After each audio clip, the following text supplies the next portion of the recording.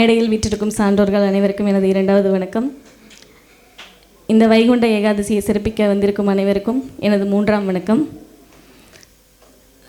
இப்போ வந்து பார்த்திங்கன்னா, நம்ம ஃபஸ்ட்டு யோகாவுக்கு உள்ளே வரோம் அப்படின்னா, ஃபஸ்ட்டு குருஜியோட கொஷின் என்னவா இருக்கும் அப்படின்னா, உங்களுக்கு ஏதாவது உடம்புல ஏதாவது பிரச்சனை இருக்கா, நீங்கள் என்ன காரணத்துக்காக இங்கே வரீங்க அப்படிங்கிற கொஷினை ஃபஸ்ட்டு கேட்டுருவார். இல்லைங்க குருஜி, நாங்கள் வந்து கொஞ்சம் மென்டலி ஸ்ட்ராங் ஆகணும், இல்லை எனக்கு ஃபிசிக்கலி இந்த பிரச்சனையெல்லாம் இருக்குது அப்படியெல்லாம் சொன்னோன்னா, நான் ஒரு டீச்சராக இருக்கிறதுனால எனக்கு அந்த மாதிரி ஒரு மோட்டிவ் தான் தோணுது. அதாவது நம்மக்கிட்ட படிக்கிற ஸ்டூடெண்ட்ஸு, நல்லா படிக்கிற ஸ்டூடெண்ட்ஸ் இருப்பாங்க, ஆவரேஜ் ஸ்டூடெண்ட்ஸ் இருப்பாங்க, பிலோ ஆவரேஜ் இருப்பாங்க. இவரோட அட்டென்ஷன் யார் மேலே இருக்கும் அப்படின்னா, அந்த உடம்பு சரியில்லாமல் இருக்காங்க, ஏதோ ஒரு பிரச்சனையில் இருக்காங்க அப்படின்னு இருக்காங்க இல்லைங்களா. ஸோ அவங்க மேலே தான் அவரோட அட்டென்ஷன் இருக்கும். ஸோ ஒரு டைமும் அவர் சொல்லும் போதெல்லாம் பார்த்தீங்கன்னா அவங்களுக்கு ஒரு ஸ்பெஷல் கேர் அவர்கிட்ட இருக்கும். ஸோ குருஜியை வந்து ஒரு ஹீலர்னே சொல்லலாம். ஏன் அப்படின்னா, நம்ம இங்கே வந்தோன்னா நம்ம பொதுவாக நம்ம யூஸ்வலாக என்ன நினைப்போம், ஒரு யோகா கிளாஸ் அப்படின்னா நிறைய எக்ஸசைஸ் சொல்லி கொடுப்பாங்க, அமைதியாக ஒரு 10 நிமிஷம் உட்கார வைப்பாங்க, ஃபீஸை நல்லா வாங்குவாங்க, கிளப்பி விட்ருவாங்க, ஒரு தண்ணி கூட கொடுக்க மாட்டாங்க. பட் இவர், நீங்கள் இங்கே வந்தால் மட்டும் போதும், நான் எல்லாமே கொடுக்குறேன், உங்களுக்கு மனசில் பிரச்சனையா இங்கே வாங்க, இல்லை உடம்புல பிரச்சனையா இங்கே வாங்க, உங்களுக்கு நான் சரி பண்ணுறேன். நீங்கள் லேடிஸாக வர்றீங்களா, பிரச்சனையே வேண்டாம், நீங்கள் வீட்டில் போய் சமைக்கவே வேண்டாம், சாப்பாடும் சேர்த்து உங்களுக்கு நான் கொடுத்துட்றேன், நீங்கள் சாப்பிட்டுட்டு ஃபேமிலியோடு வாங்க. ஆனால் வந்து நம்ம வந்து ரெகுலராக வரோமா அப்படின்னா கிடையாது, இன்க்ளூடிங் மை செல்ஃப். ஸோ நான் வந்து இங்கே ஒரு 2 இயர்ஸாக வந்துட்டுருக்கிறேன். ஸோ இந்த மண்ணுக்குன்னு ஒரு மகிமை இருக்குதுன்னு சொல்லுவாங்க. அதை வந்து நான் இங்கே வந்ததுக்கப்புறம் தான் நான் உணர்ந்தேன். ஏன்னா சின்ன வயசுலேருந்து நான் வளர்ந்த விதம் பார்த்திங்கன்னா, அப்பா வந்து கம்யூனிஸ்ட்டு. ஸோ வீட்டில் கோயிலுக்கு போ, சாமி கும்பிடு, அந்த மாதிரி எந்த பழக்க வழக்கமும் எங்கள் வீட்டில் கிடையாது. முதல் முறையாக இங்கே வந்ததுக்கப்புறம் தான் ஆன்மீகம்னா என்ன, நம்மளோட மனசுனா என்ன, நம்மளோட உயிராத்மானா என்ன, நம்ம நினச்சிட்ருக்குறோம் நம்ம எவ்வளோ படிச்சிருக்கிறோம், எவ்வளோ சம்பாதிக்கிறோம், நம்ம சொசைட்டியில் எவ்வளோ பெரிய ஆளாக இருக்கோம், அதுதான் ஒரு பெரிய விஷயம் நம்ம நினச்சிட்ருக்கோம். ஆனால் அதெல்லாம் ஒன்றுமே இல்லை.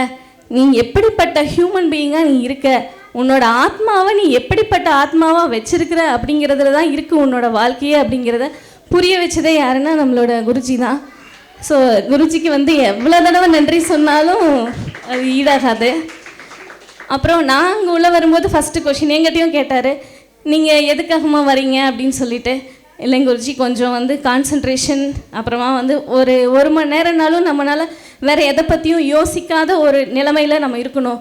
எப்போவுமே மைண்ட் ஏதோ ஒன்று திங்க் பண்ணிகிட்டே இருக்கும். ஸோ அந்த மாதிரி இல்லாமல் நம்ம அமைதியாக எந்த பிரச்சனையுமே யோசிக்கக்கூடாது, எதையுமே கான்சன்ட்ரேட் பண்ணக்கூடாது, நம்ம இங்கே வந்து இருக்கணும் அப்படிங்கிற ஒரு காரணத்துக்கு நம்மளால் ஒரு மணி நேரம் ஒரு இடத்துல அடங்கி உட்கார முடியுதா அப்படிங்கிறது செக் பண்ணுறதுக்காக வந்து தான் இங்கே நான் ஃபஸ்ட்டு உள்ள. என்னோடய பசங்க தான் 2 பேரும் ஃபஸ்ட்டு 1 வீக் வந்தாங்க. பக்கத்து வீட்டு மோஹித் தான் கூட்டிகிட்டு வந்தான். ஸோ நாங்கள் 2 நாள் வந்து நானும் என்னோடய ஹஸ்பண்டும் அங்கே உட்காந்துக்குவோம், யோகா பண்ணுவாங்க, திருப்பி போயிடுவோம். ஸோ 2 நாள் அங்கே உட்காந்துருந்தோம், 3ஆவது நாள் இங்கே வந்தோம்.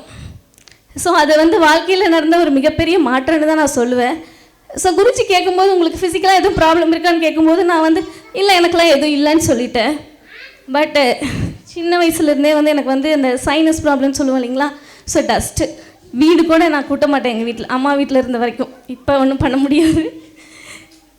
ஸோ அப்படி தான் வீடு கூட்டினா கூட டஸ்ட் அலர்ஜி, தும்மல் வரும். தும்மல்லாம் சாதாரணமாக இல்லைங்க, ஒரு 30 தும்மல் வரும். அப்படியே தும்மல் வந்ததுக்கப்புறம் மயக்கமே வந்துடும். அந்த மாதிரி ஒரு நிலைமை தான் எனக்கு.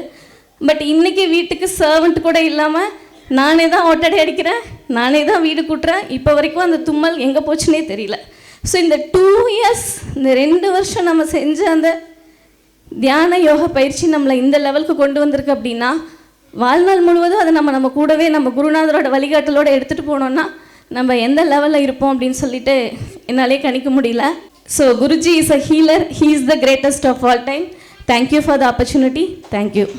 இந்த வீடியோக்குள்ளே நீங்கள் பார்க்கணுன்னா தமிழ்வேல் சுவாமிகள் சேனலை நீங்கள் லைக் பண்ணுங்கள், ஷேர் பண்ணுங்கள், சப்ஸ்கிரைப் பண்ணுங்கள். பயனுள்ளதாக இருக்கும். நன்றி.